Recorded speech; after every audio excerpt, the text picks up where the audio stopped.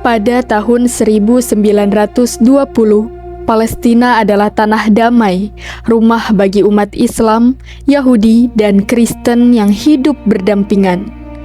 Tapi deklarasi Balfour mengubah segalanya. Janji Inggris yang membuka pintu untuk imigrasi massal Zionis membuat rakyat Palestina mulai merasakan ancaman. Rakyat Palestina berjuang tanpa senjata, hanya dengan suara dan cinta pada tanah air. Ini bukan sekedar sejarah, tapi kisah kemanusiaan tentang hak, keadilan, dan tanah yang menjadi identitas. Palestina 1920 mengingatkan kita bahwa tanah adalah jiwa dan kemanusiaan adalah hak semua bangsa.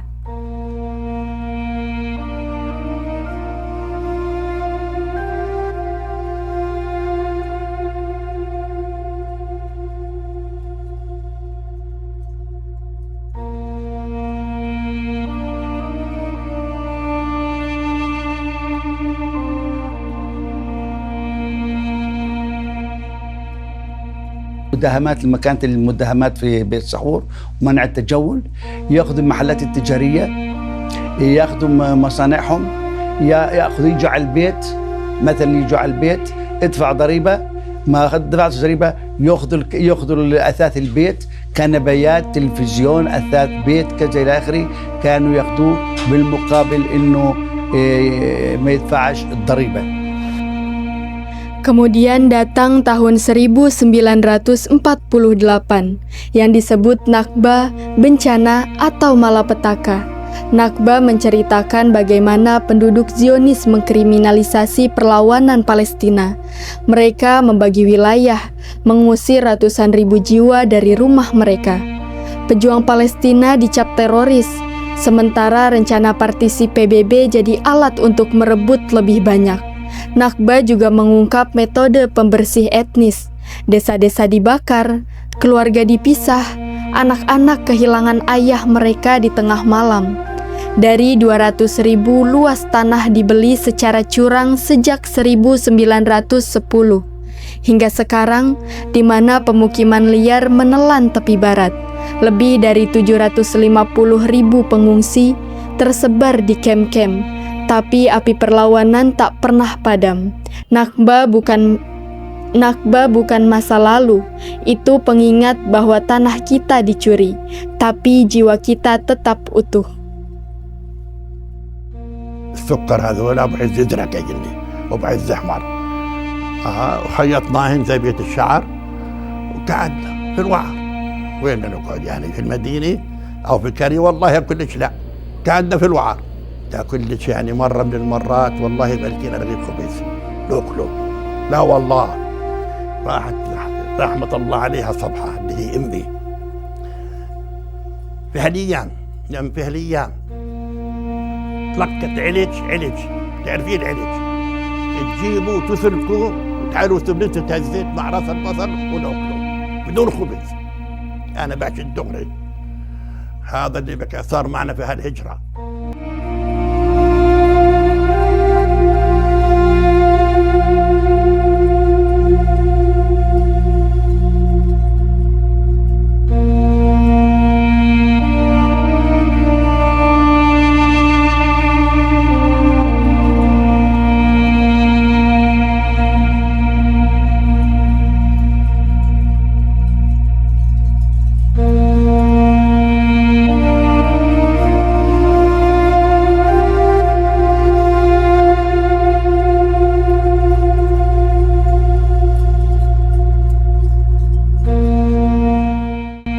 Dari peristiwa Nakba, bangkit intifada yaitu pemberontakan.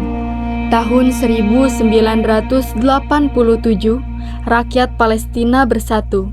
Tepi barat dan Gaza jadi satu suara melawan tank dan senjata. Intifada membawa kita ke cerita nyata. Seorang anak kecil, tangannya penuh debu, melempar batu ke Zionis. Itu bukan amarah buta, tapi simbol harapan. Mereka boikot produk Israel, membangun jaringan bawah tanah, dan dunia mulai mendengar jeritan keadilan. Intifada mengajarkan Senjata terkuat adalah kesatuan. Anak-anak menjadi pahlawan, wanita memimpin barisan, dan setiap batu yang terlempar adalah seruan untuk dunia. Lihat kami, dukung kami. Perjuangan ini mengubah sejarah, membuka jalan bagi kesadaran global. Hari ini, semangat intifada hidup dalam setiap aksi solidaritas kita.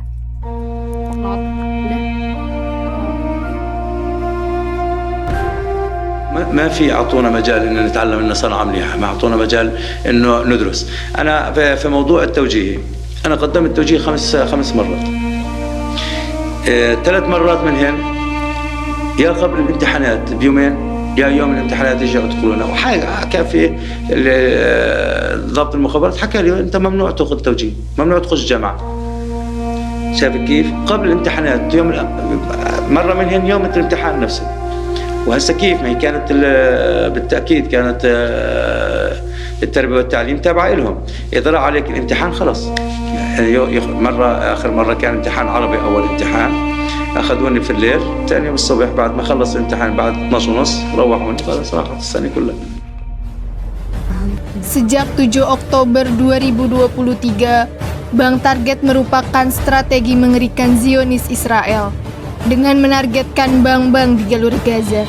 Pada peristiwa ini, rumah sakit jadi puing. Anak-anak kehilangan masa depan di bawah reruntuhan. Lebih dari 40.000 nyawa hilang, tapi Gaza tetap berdiri. Ini bukan perang, ini genosida sistematis, di mana strategi militer mereka memetakan setiap sudut untuk kehancuran. Tapi lihat ketangguhan rakyatnya, dokter tanpa obat, guru di tengah sirine, ibu yang menyanyikan lagu kebebasan untuk bayinya. Gaza adalah hati Palestina, luka terdalam, tapi juga sumber kekuatan terbesar.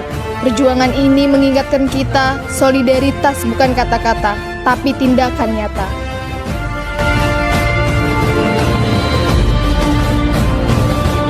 انت لما تمسح مربع كامل زي الرمال اكثر من 60% من المنطقه هاي من الرمال كلها تنباد، وتقول للسكان اطلعوا ونزلوها ليش؟ انا اللي تقريبا يقال حوالي اكثر من 70-80 عائله تسكن في هذه المنطقه، اصدقاء مقربين اليه صاروا بدون بيوت، وهم اصحاب اعمال تجاريه ومصالح تجاريه، واللي بيشتغل في البنوك اللي هناك واللي بيشتغل في الجامعات.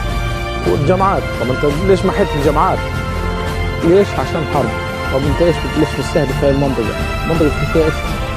منطقه تجاريه ما فيها اي شيء نشاط عسكري، بس التدمير اللي بهدد التدمير. انت حرب على المكان وعلى الاشياء الجميله وعلى المستشفيات اللي قاعده بتصير.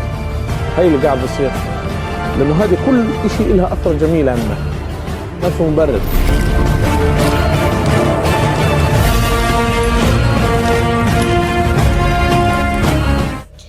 Saudara-saudari dalam solidaritas, bulan ini kita rayakan bukan hanya sejarah, tapi janji masa depan.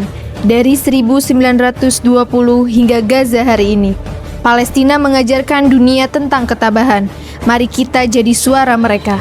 Boikot produk Zionis Israel, donasikan untuk pengungsi, sebarkan dukungan di media sosial. Kita tak boleh diam, tolak genosida. Karena diam berarti berpihak pada penindasan. Keadilan bukan pilihan, tapi kewajiban. Palestine will be free.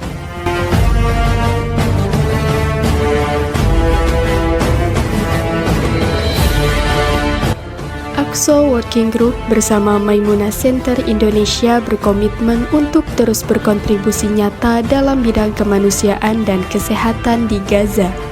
Pembangunan Rumah Sakit Ibu dan Anak Indonesia di Gaza ini merupakan salah satu wujud nyata kepedulian umat Islam Indonesia terhadap saudara-saudara kita di Palestina. Maimunah Center Indonesia akan membangun Rumah Sakit Ibu dan Anak Indonesia di Gaza.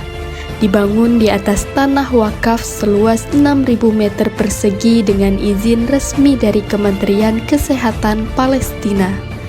Rumah sakit ini dirancang 4 lantai termasuk basement serta mendapatkan layanan kesehatan yang layak.